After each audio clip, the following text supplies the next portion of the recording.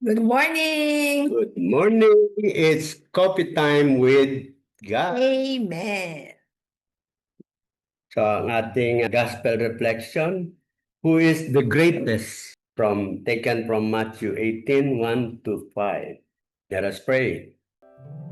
Come, Holy Spirit, I need you. Come, Holy Spirit, I pray.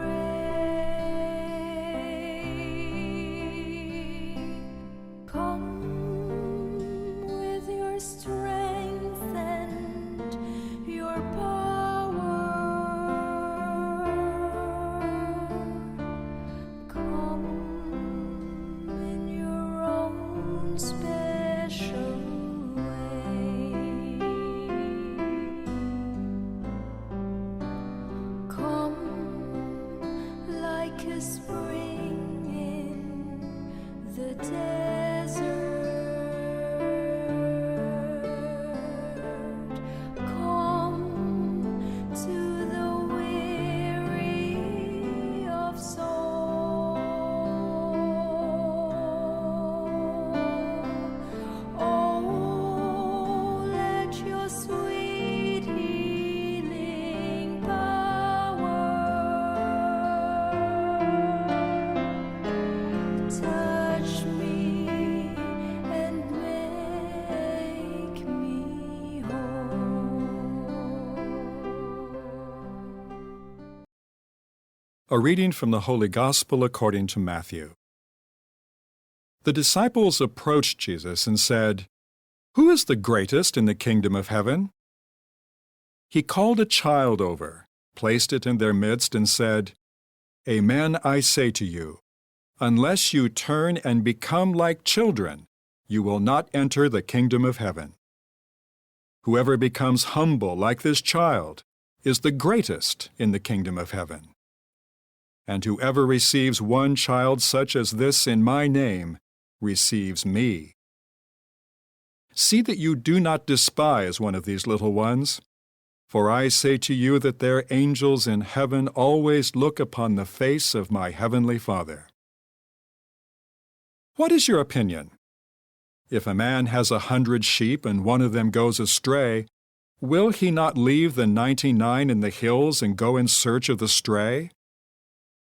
And if he finds it, amen, I say to you, he rejoices more over it than over the 99 that did not stray. In just the same way, it is not the will of your heavenly Father that one of these little ones be lost." The Gospel of the Lord. Praise to you, Lord Jesus Christ. Okay. So, eto talagang natuwa ako dito nung sinabi ni Jesus ito na it is not the will of the Heavenly Father that one of these little ones will be lost. So, hindi will ni Father na yung little ones will be lost. Tapos yung word na little ones, yun din yung naka-strike din sa akin doon. Kasi pag sinabing little ones, normally yan yung naape, yan yung walang alam, yan yung nag-iisa, di ba? So parang kinakawawa, parang nakakatuwa dahil binibigyan niya ng emphasis dito yung parang yun yung pwede mo nang isang tabi, no? Pero siya hindi. Yun yung parang binigyan pa niya ng importance. So, yun yung sa akin. Parang ang sinasabi mo, ang mas nakapokus ang ating Ama sa Langit sa mga tinatawag natin na vulnerable, yung madaling maloko, no? At pwedeng mabully, mga vulnerable sila. Sila yung mga tao na helpless, Yeah. and yet sila naman ang sabi nga, sila ang greatest in the kingdom of heaven. Ngayon, ang sa akin naman, ano pala ulit to, no? yung Kingdom of Heaven pa rin. Yes, yes. Pero parang sinasabi, Yung- sino ang pinaka-greatest Mm-mm. na nandun na sa Kingdom of Heaven?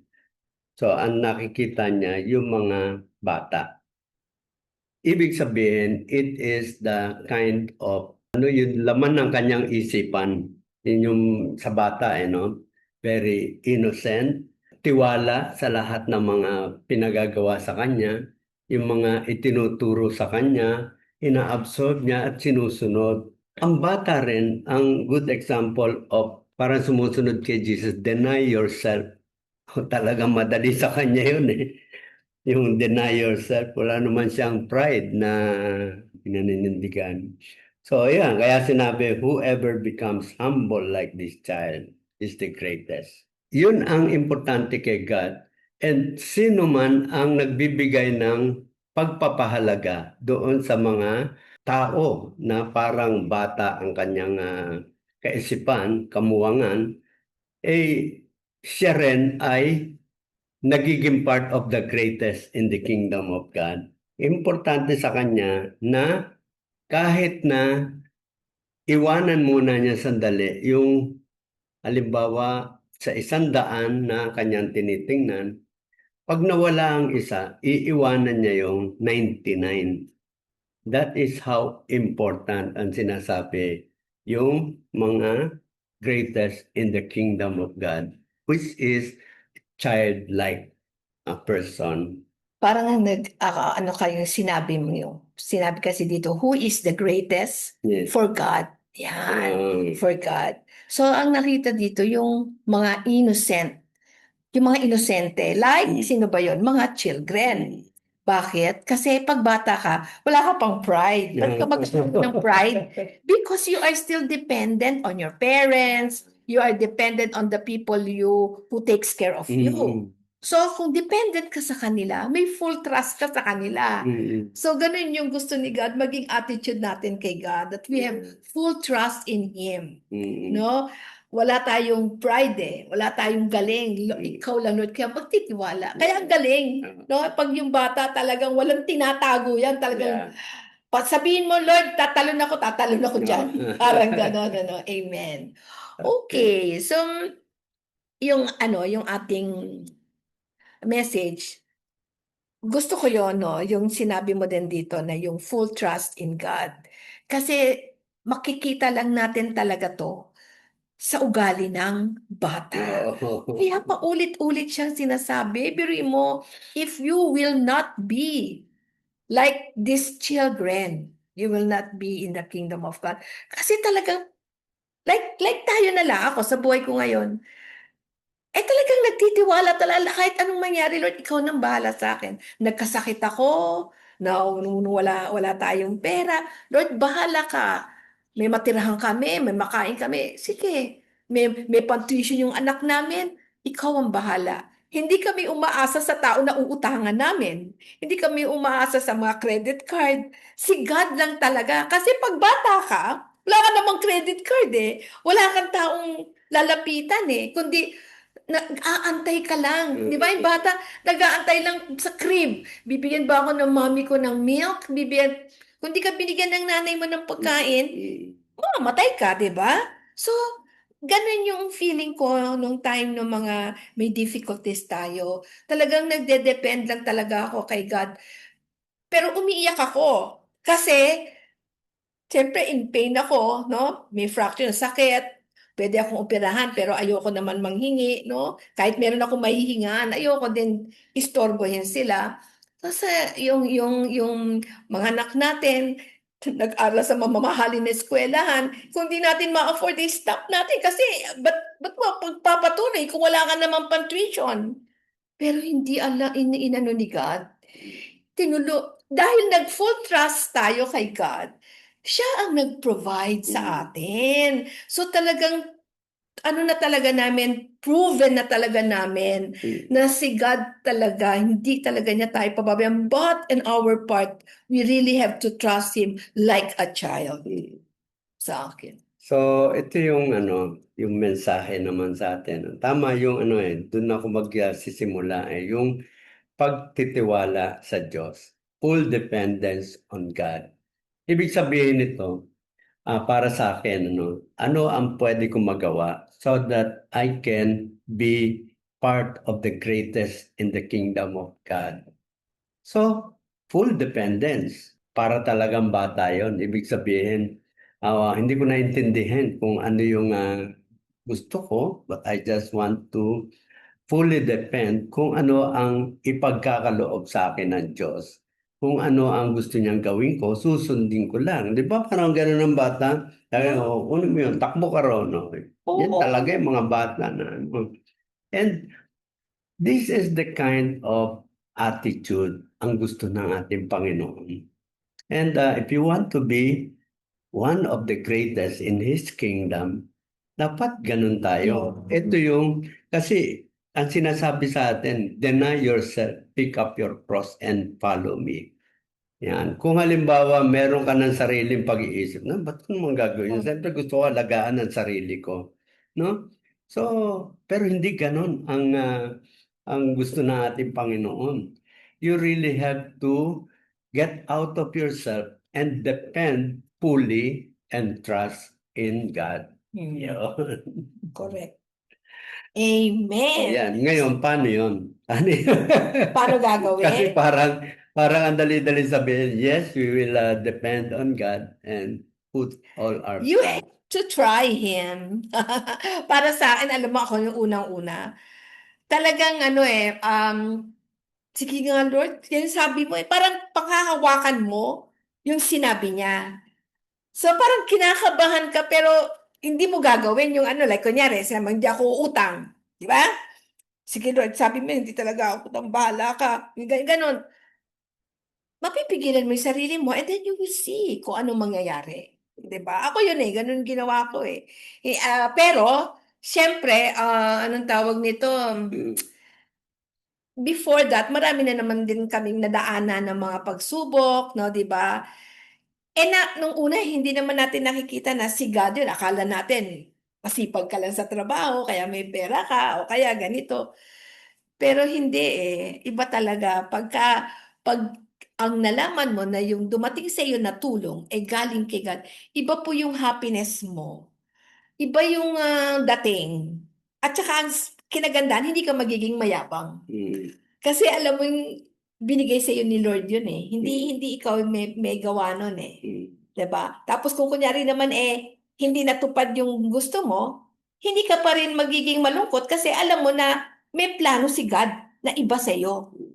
Mag-antay ka, parang ganon. So ano gagawin? Ganito. No, ito lang lagi. Magbasa tayo ng Bible. We have to really do our part, yung effort natin to be closer to Him. Kasi hindi rin po basta-basta na lang mangyayari yung pagtatrust kay God kung wala rin tayong ginagawa. So yun nga yung pagbabasa natin ng Biblia, pag nanonood tayo, ang dami namang pwedeng mapanood sa YouTube o kung nagde-Netflix kayo, yung i-type mo lang dyan, religious, o kaya mga saints, lives of saints.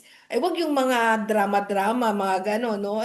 Wala tayong makukuha doon na mga religious O kaya, pag nagsisimba ka, makinig ka talaga dun sa homily nung pare. Dito, ang dami mo rin mapapanood. Itong ginagawa natin ngayong reflection.